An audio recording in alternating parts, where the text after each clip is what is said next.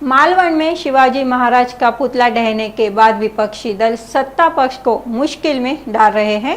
इस मुद्दे पर कांग्रेस विधायक विश्वजीत कदम ने कहा कि क्या यह प्रतिमा प्रधानमंत्री नरेंद्र मोदी को खुश करने के लिए जल्दबाजी में बनाई गई थी।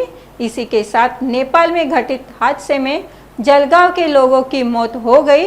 जब ऐसी दुर्भाग्यपूर्ण घटना घटी तो सरकार ने प्रधानमंत्री की बैठक स्थगित कर दी होती तो सही होता। हम सार्वजनिक रूप से दोनों की निंदा करते हैं। आज दुसरी घटना घडली, ज्या आपल्या देशाच्या पंतप्रधानांनी म्हणजे अरबी समुद्रामध्ये येऊन छत्रपती शिवाजी महाराजांच्या स्मारकाचं भूमिपूजन केलं होतं। ते तर स्मारक महाराष्ट्राच्या जनतेला दुर्दैवाने कधीच पाहायला मिळालं नाही। ही किती महाराष्ट्राच्या जनतेची ही फसवणूक आहे, किती मोठी शोकांतिका आहे।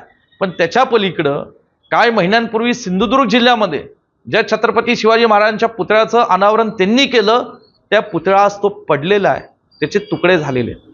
मग हे पुतळे घाई गडबडीतच नुसतं देशाच्या पंतप्रधानांना खुश करण्याकरता त्या ठिकाणी त्यांना घाई गडबडीत बोलवून घेऊन त्यांचं अनावरण आणि उद्घाटन केलं जातात का?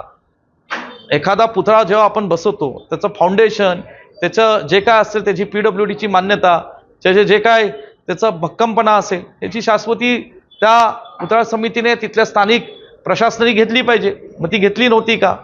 म्हणून या ठिकाणी आज बदलापूरचा आणि छत्रपती शिवाजी महाराजांच्या पुतळा तुटण्याचा दोन्ही प्रसंगाचा आम्ही जाहीर निषेध करतो आणि बदलापूरच्या घटनेमध्ये दोषींवर कारवाई झाली पाहिजे अशी सरकारला मागणी करतो।